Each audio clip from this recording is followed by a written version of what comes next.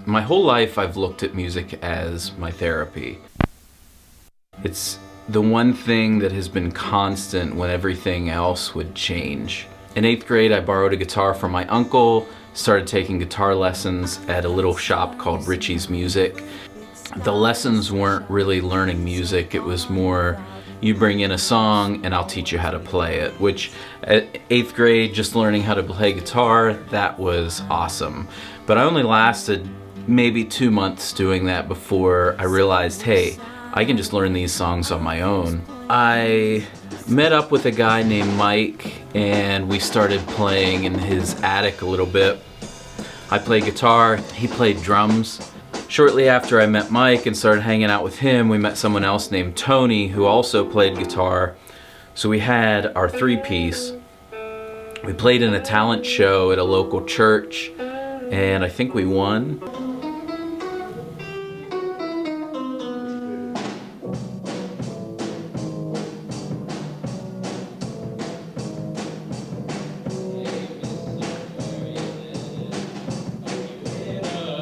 Side note, I would like to thank the Greenwoods for allowing us to practice in their attic for year after year after year.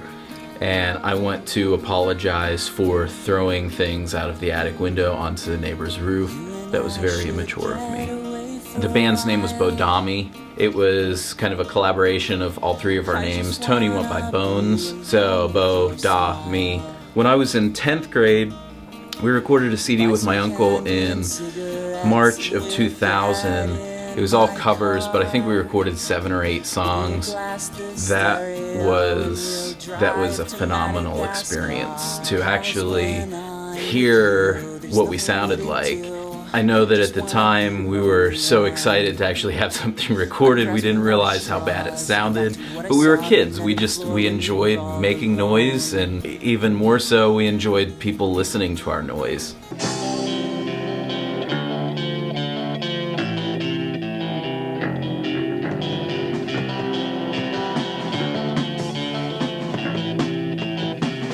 And I think right around 2003, I was in a band with Mike and a guy named Steve, and we went by Untitled. That was really my first experience with writing original music, and that just opened my eyes to just another layer of music and creation, and it was just a great experience with those guys.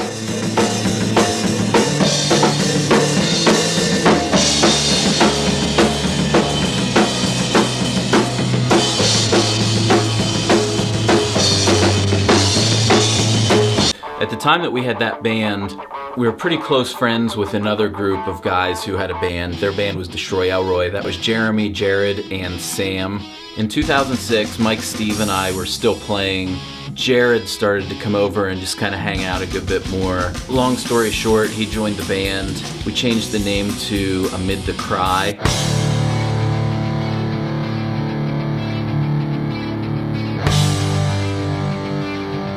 At the time, we were really into the Bud Dwyer scandal. They know I'm innocent and want to help, but in this nation, the world's greatest democracy, there's nothing they can do to prevent me from being punished for a crime they know I did not commit. Some who have called have said I'm a modern-day Job. And through reading articles about Bud Dwyer and his wife and the scandal and everything that happened there was a line in one of the articles that said Amid the Cry, and that just kind of stuck, and we went with it. Began to tremble.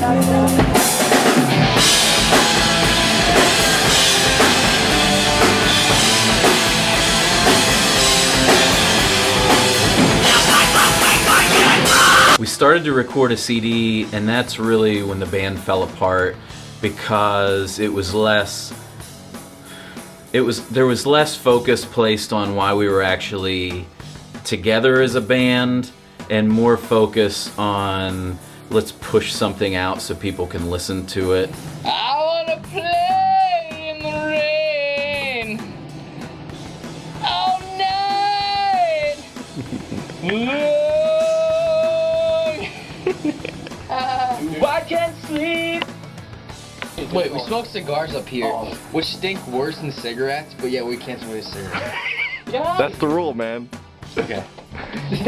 Shortly after that, I think Jared moved away or something, and then I think in 2010, Jared texted me out of nowhere and said, "Hey, I'm back in town. Would you and Mike be interested in starting just a bar band, just play covers?" I mean, it was just something that we had fun. We would take like top 40 songs and kind of punk them up a little bit, but that was awesome. It was a good time. Lady Gaga.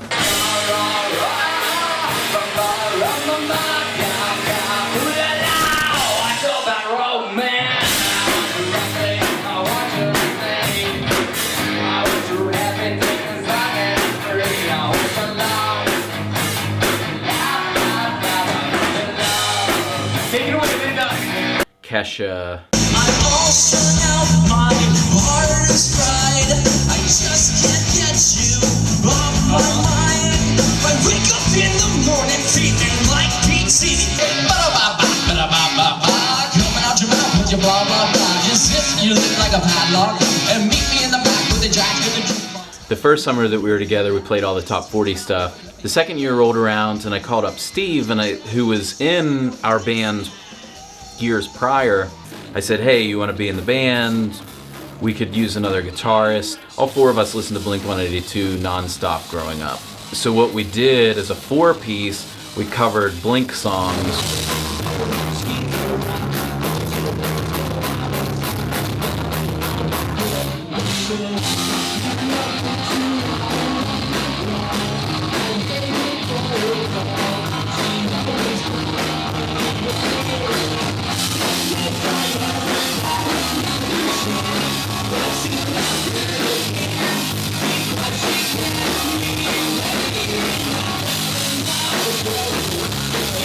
It was so great to play music that we knew and loved and grew up with and just had that attachment with. But that was pretty sweet. Katy Perry.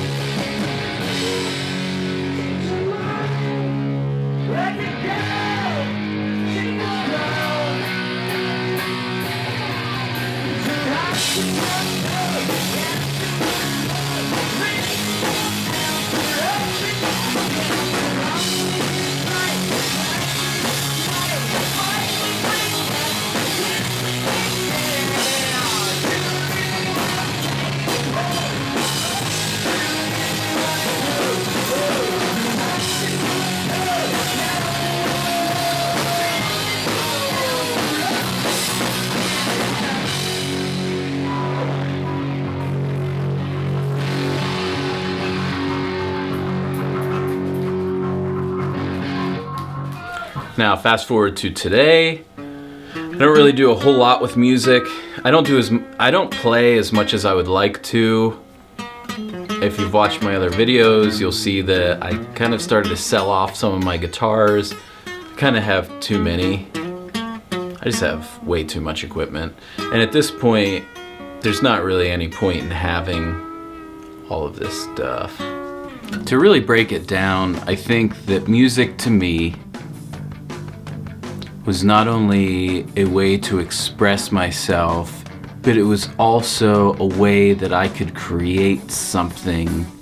It's a form of language that someone else can experience. The greatest thing about this language is that it can be passed down through the generations, and I am extremely thankful that I have the honor to do just that. I don't know.